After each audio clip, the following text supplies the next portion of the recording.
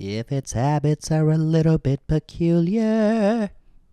Welcome back, everybody. It's a beautiful Monday morning here at the ATG. I'm your newly discovered commentary channel, Mikotsky. It's beautiful for a number of reasons. Number one, we're monetized. Got the email this morning. Beautiful thing to wake up to, let me tell you. This is a shared accomplishment, so let's get some Wi-Fi's going. Wi-Fi. You're a little bit far. You need to come closer. Wi-Fi.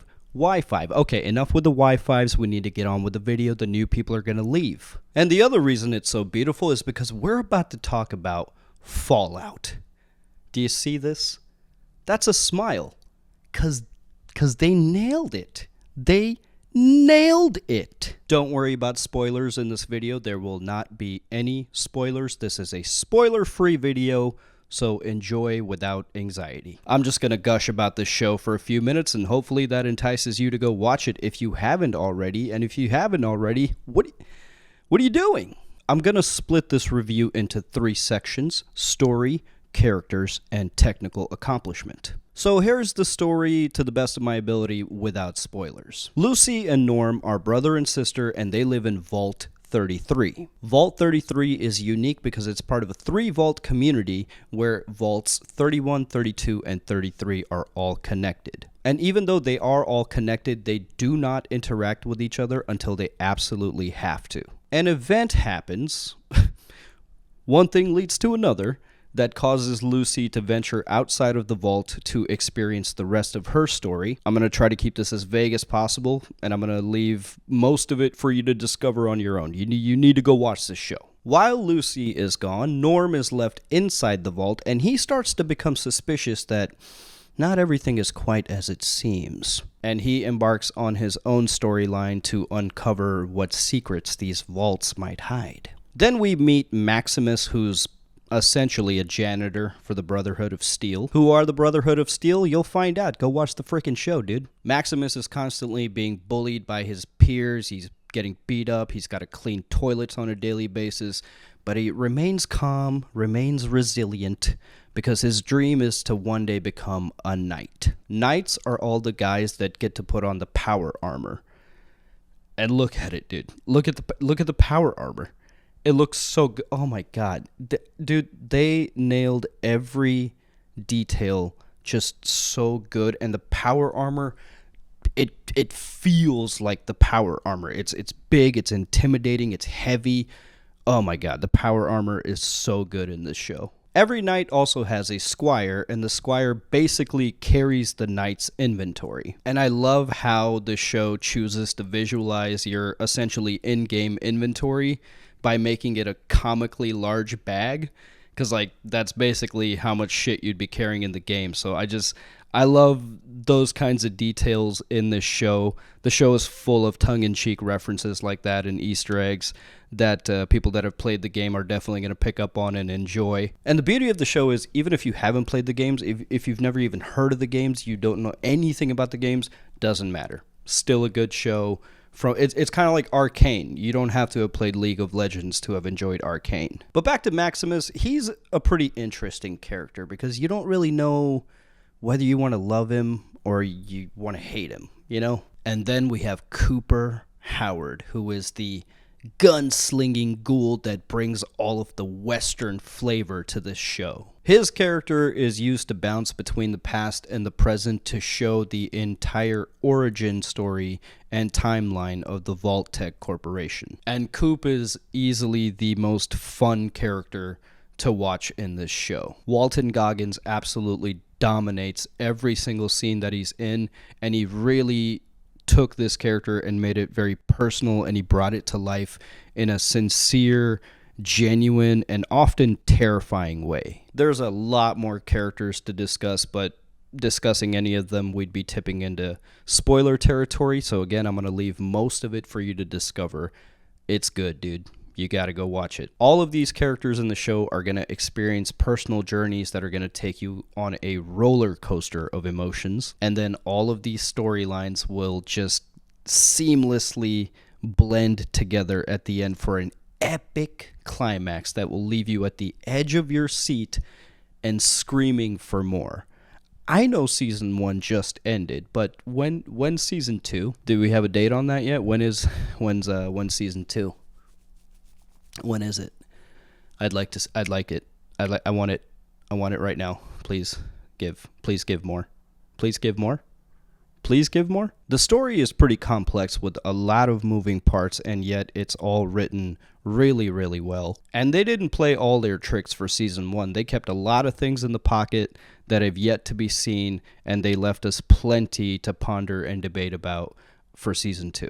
There's really no way to define this show by just one genre. It's a mystery, it's an action thriller, it's a western, it's a coming-of-age story, it's a comedy, it's a drama, it's everything. Jonathan Nolan and all of the writers juggle so many moving pieces and so many genres in this show, and somehow it just effortlessly all blends together. Not only have they written and produced a good show, but they have captured the very spirit and essence of the Fallout video games. This is Fallout through and through. This show can go from funny to super violent to giving you emotions that tug at your heartstrings, and then to just complete absurdity, all within minutes of each other, and it never feels disconnected or disjointed or hokey in any way. It all just works. I mean, the writing here is nothing short of masterful, in my opinion. All right, let's talk about the characters. In order for a good show to happen, every single department on set needs to nail it. It's not enough to just have a good script. You need a good team, good actors, and a good director around that script to make it all happen. And I feel like the team behind Fallout did exactly that. The casting director absolutely knocks it out of the park with every single person that's cast for their roles in the show. Ella Purnell, Aaron Clifton Moten, and Walton Goggins really bring their characters to life, which in turn helps to bring this whole world to life and makes it feel real and tangible. Even in the secondary cast, there is not one actor that is not pulling their weight. No matter how big or small the roles were, every single performance was very enjoyable to watch. Lucy, Max, and Coop are kind of the driving force for this whole season, and they all have vastly different personalities that both complement each other and also compete with each other. And this is one of the things that fans of the games are really going to enjoy, is through these characters' personalities, the show also kind of shows the audience how a player might interact with the video games. If you're not familiar with the games, it's basically a post-apocalyptic RPG. But the cool thing is, it is not a linear experience. Everybody has a different experience playing these games. There are rules to the world, and it is suggested that you follow the rules, but you also don't have to. So some people will play their games by, playing it correctly and doing all the right things and playing it good. Some people will say, screw the rules, and they'll be the bad player, and they're just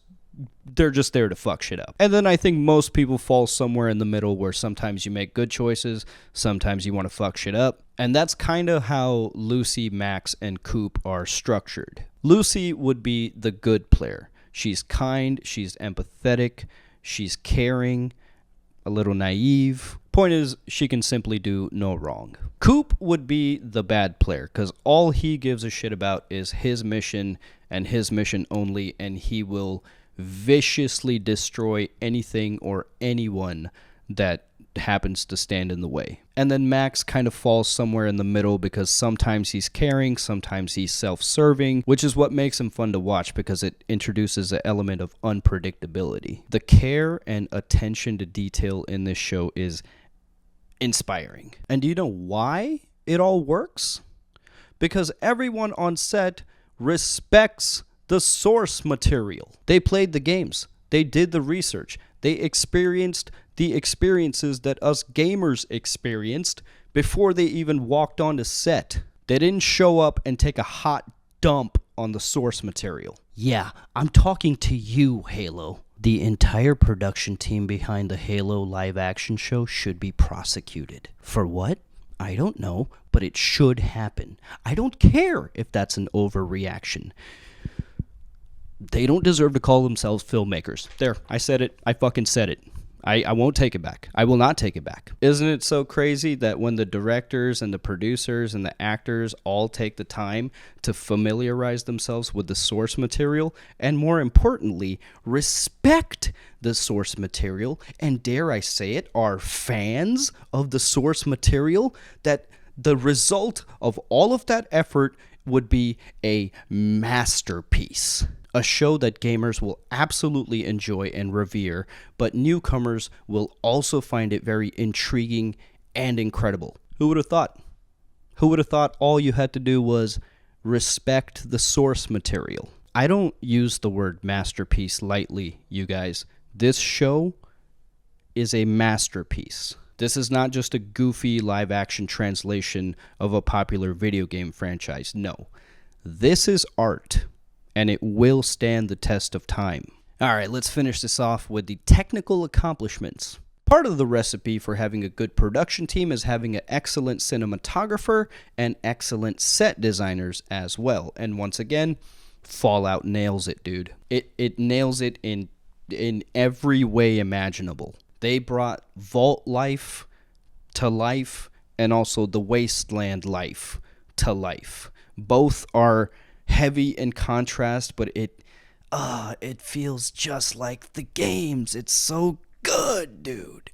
I'm talking about like down to the tiniest details, like the bottle caps on the ground, posters on the wall, trinkets and computers on people's desks, the set pieces, the costuming, the weapons, the lighting, the ambiance, the overall aesthetic. Masterful. I really can't gush enough about how just visually perfect this show is. Everything just looks so good. I mean, they fully transport you into the world of Fallout. It really just feels like watching someone else play the video game. Like they nailed it. And the music. I can't forget about the music. Ramin Djawadi, I don't know if I'm saying that right, I'm sorry, but he made music for the show, and it's really good, but I would argue that he is heavily overshadowed by the classic songs from the Fallout video games that we all know and love, as it should be. I mean, the songs, the music is a big part of the games. Fallout, I would say, is single-handedly responsible for me discovering this whole era of music. The Ink Spots? Ella Fitzgerald? Nat King Cole? Come on. But they didn't just shoehorn the music into this show. No, they use every song very deliberately and intentionally to match whatever is happening in the story on screen. Like, it's just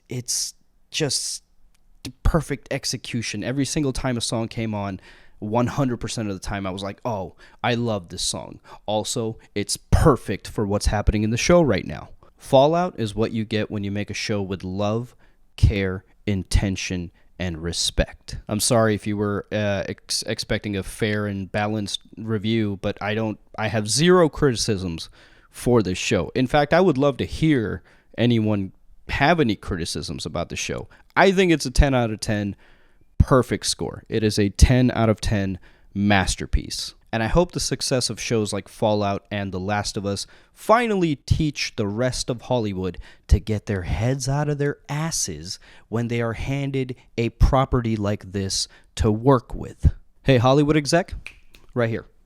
Hey, right here.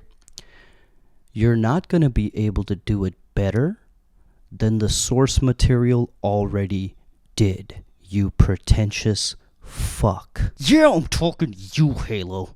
I'm not done with you yet. I don't have time to get into it right now, but just know this. I'm coming for you.